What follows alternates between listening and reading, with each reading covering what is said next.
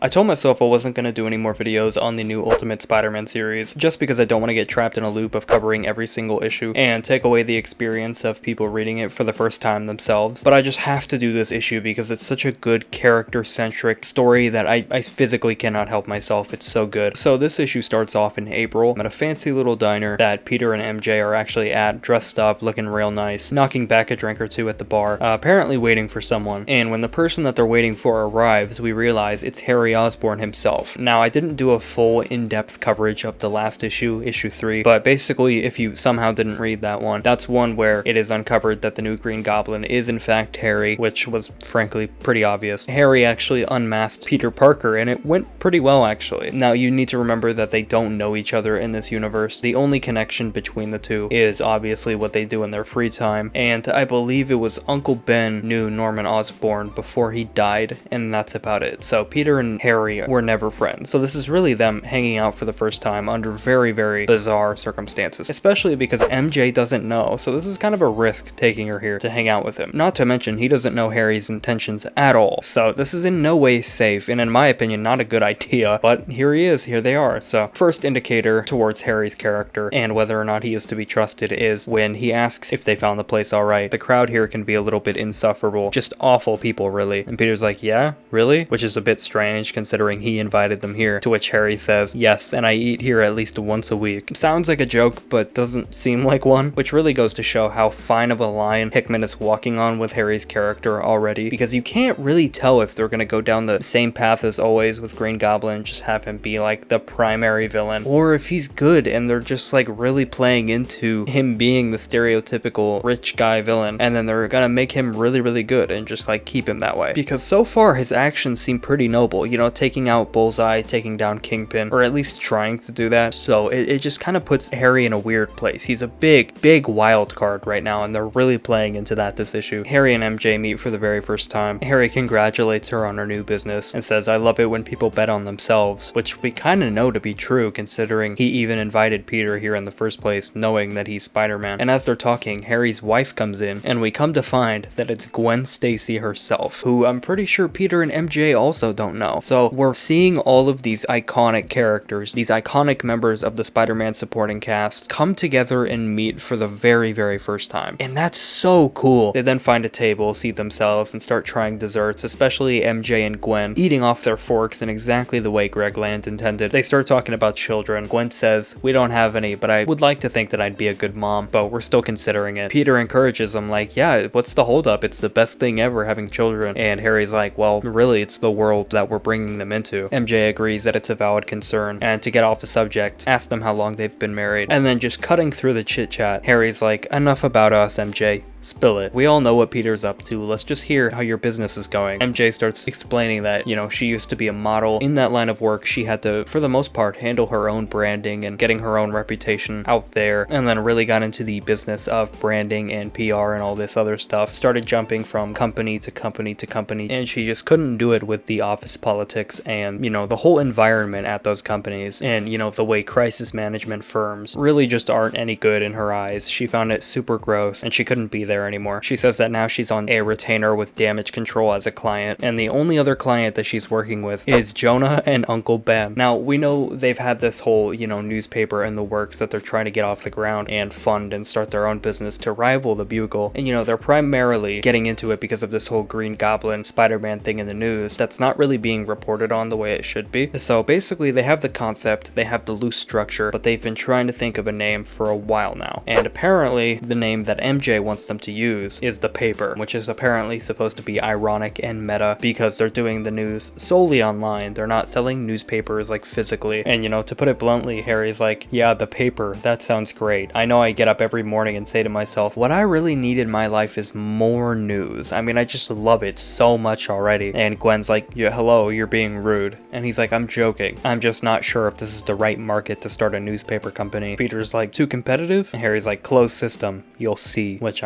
I'm assuming we'll come back to later. And, you know, to offer a different perspective, Gwen's like, I don't know, it kind of depends on what they cover, because I can think of a few reasons why Ben and Jonah might be able to offer something useful by creating their own company. If you look at the pictures that Peter has been taking of Spider-Man for the Bugle and their papers, you can see from the coverage of those stories that it's very sanitized. It's not that the stories are corporate, but they're intentionally obtuse, she says, and they all miss the point of the Masked Man. She goes on to claim that he exists for a reason. There has to be a point to Spider-Man, a purpose. Peter's looking at her like, I can see you've thought about this quite a bit, which from everything that we've seen so far, it's probably a lot more than he's thought about it himself. Clearly, she thinks very highly of him for whatever reason. She goes, people need heroes, Peter, and if your uncle is going to report on that, good for him. You know, maybe you could even let them use some of your photos. To which he's like, but I work for the Bugle. And in the most billionaire way possible, she's like, and you always will, with an attitude like that. And with a shit-eating grin, Harry goes, hey, CEO of a billion-dollar company, go easy on the working folk. And then sips his wine all casual, but she's not wrong. And after that very awkward conversation and very blunt advice, MJ and Gwen both head off to the restroom together. Never understood why women do that, but they flock off so that we can get one of the most bizarre looking mirror panels I think I've ever seen in my life. You know, I'm really not trying to insult the artist or anything like that. This does not look right to me, and a lot of these panels don't, but you know, whatever, we're gonna keep moving. And Gwen's like, can I ask you something? And MJ's like, sure. Am I coming on too strong? Sometimes I come on a little strong. I think it's mostly a corporate thing, but I tend to have trouble switching it off. MJ's like, I'm good. And she goes, great, because I was hoping to ask for a favor, and that's hard to do if things are going the other way. You probably know this, but if you didn't, Oscorp took over Stain Stark a few months ago, and since then we've scaled up in some unexpected ways. To be blunt, we have too much money, and now I need to get some off the books, but I've exhausted all the normal charities, donations, and various non-profits, and tonight's conversation got me thinking of you. I was actually hoping you could set me up with Ben Parker and J. Jonah Jameson, because I'm kinda in the mood to see if I can launch a pirate ship. Back with Harry and Peter, they're at the dinner table in silence. Harry is giving him the weirdest look, and Peter's like, what are you smiling at? And in a very Uncle Sam way, Harry's looking at him like, you haven't told her yet, have you? Of course, referring to Spider-Man, and Peter just has the most shocked expression on his face, saying, no,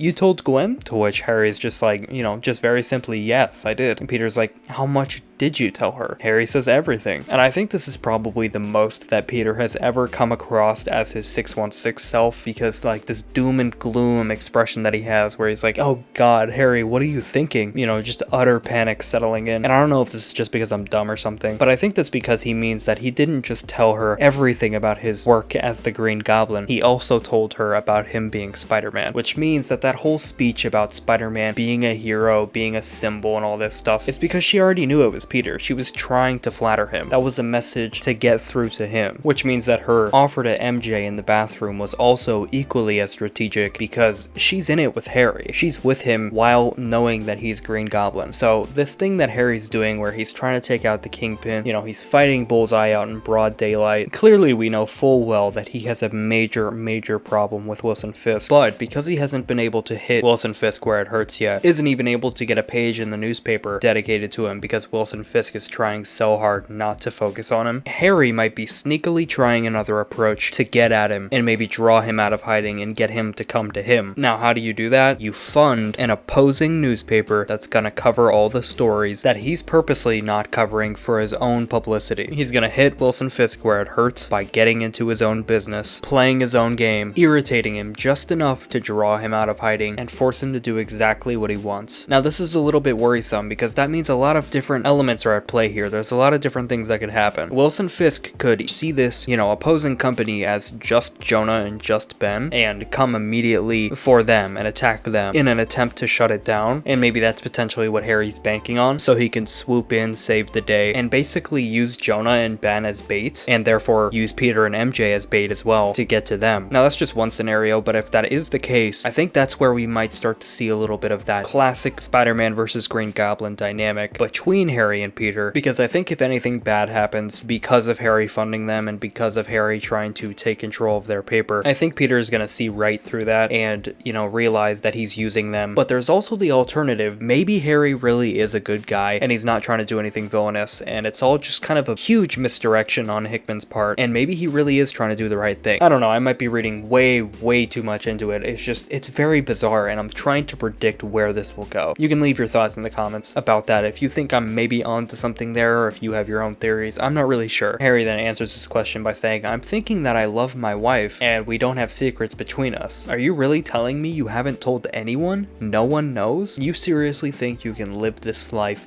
and insulate the people you love from the consequences?" And Peter's like, "I don't even know for sure that I want to do this, whatever this is." And Harry just scoffs at him saying, "I've seen you in action, pal.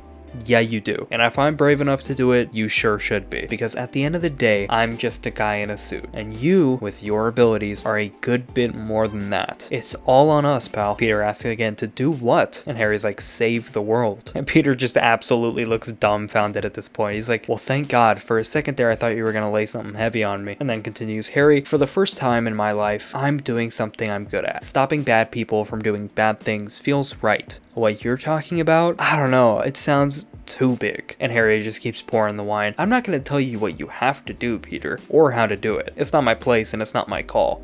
You have to decide that. Nobody's forcing you to come along for the ride, but you need to understand where this is headed and what we're up against. These people, they're playing God, and they're playing for keeps. Worse than that, they've been doing it our whole lives. It's institutional, it's systemic, it's the whole damn world. And you, Uncle Sam again, you have great power, Peter, and with great power comes great responsibility. It's such a gift, but only if you use it." I love it so much. It is so telling about where Hickman wants to take this universe and how differently he wants to play it. He is switching so much up, giving different things to so many different characters, putting everyone in different places, and to have that line come from Harry Osborn of all people is the most bittersweet thing ever, because we still don't really know his intentions. So to have him give this crucial line, this crucial line to this version of Peter is wild. I don't know what the implications of this are going to be, but my God, am I excited to see where it goes. After this whole thing, Peter and MJ are walking through the street back home. Peter asking, "So what did you think?" And MJ's like, "They were nice,